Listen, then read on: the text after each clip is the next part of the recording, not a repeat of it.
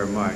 Ms. Pat Schroeder, gentlewoman from Colorado. Thank you very much, Mr. Chairman. And let me say, this is a very historic day, and I am very happy to have General Reno here appearing as our first woman Attorney General. I also think it's historic in that you've spent more time now as an Attorney General in front of this committee than I can remember since I've been on the committee, even though this is your first appearance. So let me say, even though we're all saddened that your first appearance had to be on this topic, you've raised the responsibility and the accountability of public service to an incredibly high level that we have never seen before in this committee, and I salute you for that. One of the things that has been talked about so much is your concern about the children, and I think you've made that point very, very well.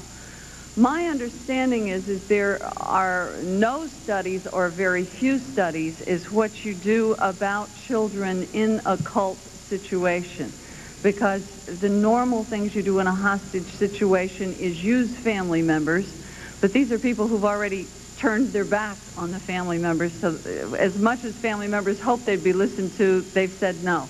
They've also given up all their possessions at home and so forth, and so they've really made a determination to put their life under the control of the cult leader. And therefore, the normal hostage things do not work. Are you aware of any studies that we don't know about in this area? Since April the 19th, a number of people have come forward with different ideas, and we're trying to work through all of those, reach out to as many people as might claim to have some expertise in how to deal with this complicated situation, and try to explore it as openly as possible, recognizing that this is a discipline and an area of study that is a very murky one, and that there is much that perhaps we can learn.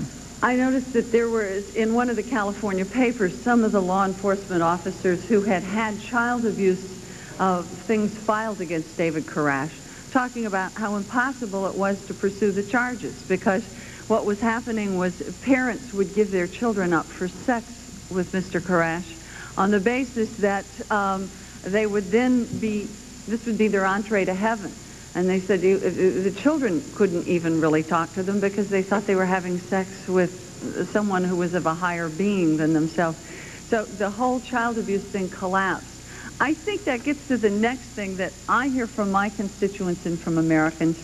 After we learned about the man in New Jersey and all of his INS problems and how he was still there looking at the whole World Trade Center, and then we see David Koresh, and we've seen countries such as Australia had filings against him way back in '87. INS had all sorts of material to move on him. There are the child abuse statements from different states and so forth.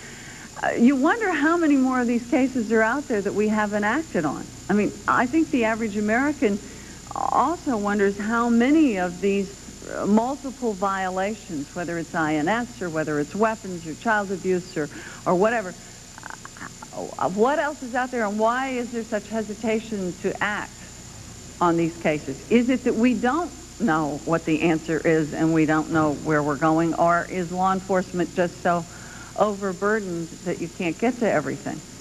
Well, first of all, I can't respond to the prior complaints against Koresh in other jurisdictions as to whether they had sufficient evidence or what the issues are. I can respond after 15 years as a prosecutor in Dade County to tell you that there's an awful lot of crime out there that law enforcement tries its best to pursue, and because of problems of proof, and particularly where you have small children or children in certain situations, it's one of the most difficult prosecutions to undertake. In Dade County, my office was able to successfully prosecute a man who had sexually abused some 20 children between the ages of 3 and 7, and it was an extraordinarily complicated prosecution. At the same time, I get criticized by some people saying, you know, you overreact to those situations. We don't overreact. We try to operate based on the evidence and the law.